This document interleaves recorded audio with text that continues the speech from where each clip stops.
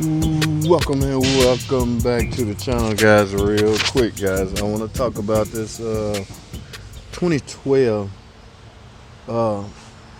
Charger. Okay, Dodge Charger. All right, as you can see, it has a 3.6. As you can also see what I'm about to do. These are cooling system related parts, guys. This is a thermostat. Of course, this is the flush I'm going to use. I'm going to flush out the cooling system. We using Valvoline here at Brothers Motors. Of course, I'm going in with the Mopar antifreeze, 5-year antifreeze. And ladies and gentlemen, this right here happens to be a water pump. Now, I'm no big fan of just putting on parts without me personally diagnosing it. So, but my buddy called me up and said, can I come over and knock this out? As to the lady want her car for the weekend. All right, and since this is a fairly easy job, he told me what engine size it is. I was like, sure, I'll come over and knock it out. So that is exactly what I'm about to do. Again, I am relieved of all diagnostics. I don't know. I assume it's overheating or either P0128. I'm not sure. But guys, we're gonna get these parts replaced. It's fairly easy, man. I know a lot of you guys like to watch this stuff. It's a typical 3.6. Of course, the thermostat is right here. Let me get this housing out the way right quick. So guys, with the air cleaner box removed, you can get a better view. There's my thermostat right here, fairly easy. Here is the water pump right here. Now, for the record, guys, this car has 180,000 miles. So for all I know, he could have sold a water pump just for mileage. I mean, you typically, everything has a lifespan to it, guys. Even a water pump, it could fail later in life, it can fail sooner in life. So some people love that peace of mind knowing that 100,000 miles they got their water pump replaced. So this one has 180. I'm not sure if this the original water pump, but at any rate, I'm about to replace it. Guys, it's fairly easy. You can remove this fan out the way to give yourself even more room to get in here. It's up to you. In fact, the fan is so easy to take out, I might just remove it out just for simplicity and video's sake. All right. So if this seems to be something you guys are interested in, want to watch how to replace the thermostat and a water pump, guys, let's get cracking. Now, real quick, I'm not gonna bother. Sometimes I hate interrupting or disturbing the drain cock on the radiator, but yes, you should drain the radiator. Now this water pump is right here, so it's a straight shot down here. When I remove the water pump, I have a drain bucket under there already, so you can go whatever route you choose. This is the route I'm going to choose. All right, once you disturb that drain cock, to me, it's my opinion now, it seems to not want to seal again, so I try not to disturb them when I don't have to. Okay, if I have no choice, that's a different story, but I have a choice because the water pump right here, so when I take it out, all the cooling gonna drop straight down into that bucket. All right, so guys, I got work to do, man. Let's get it.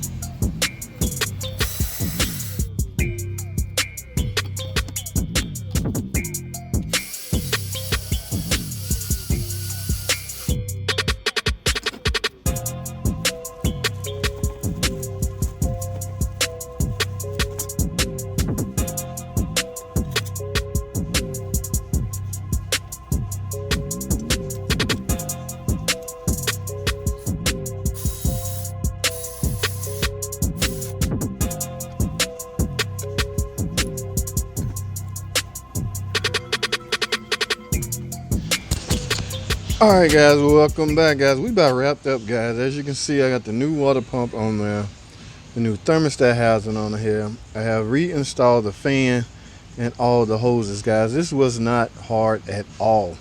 Okay, again, not sure if they're replacing this for maintenance purposes or what, because you can do a thermostat. You can put a time interval on something like a thermostat. Okay, typically, as far as water pump go, you will replace it when it fail. But if you need a peace of mind, guys, as far as when a certain part was replaced, there's nothing wrong with acting proactive. You know, go ahead and do it anyway. All right. So now, guys, since we're done with the parts, it's about time to wrap it up. But you know the last procedure, guys. You have to properly bleed the cooling system. You do not want any air pockets in the cooling system. Air creates space, and space is not good for cooling system. All right, so here's a antifreeze we're going to use, 5-year Mopar antifreeze, which is exactly what the car calls for. Okay, so now I'm pulling double duty here, guys. I don't have double protection. I'm using my bleeder funnel valve or bleeder funnel, okay, and I'm using the bleeder screw. So I really hate air in a cooling system. Okay, I mean, this funnel pulls double duty. It's a funnel and it's a bleeder, so why not? You see what I'm saying? Now, guys, y'all know the drill with this. You feel until you see coolant come out of the bleeder screw. Okay, in this case, since I'm using a funnel, you can do it both ways. To this drain all the way out, or this comes out. I mean, typically I'm gonna do it the recommended way. When coolant start coming out of here, I'm pretty much gotten most of all the air out. You're never gonna quite get it all out. That's why your last step, which is test drive, should be performed, guys. Okay, on a test drive, you operate the AC and the heater. Okay, you verify that the heater is working, guys, because if you getting that coolant pushing through the heater core, it's gonna be hard for an air pocket to survive. All right, so that's double insurance that you got most of all the air out of the cooling system. And after you're done with the test drive, merely check the fluid level again, and guys, that should about do it. Okay, I'm still not seeing coolant out of the screw, so it's time for some more antifreeze. Guys, this last step here is pretty simple, so I'm not gonna bore you with it, talking about it, discuss it. We all got a pretty good understanding how important bleeding the cooling system is. So I'm gonna wrap this video up. After coolant start coming out here, I'm literally torque that back down, and we're gonna call this a wrap, guys. That's all I have, guys. I appreciate you guys watching.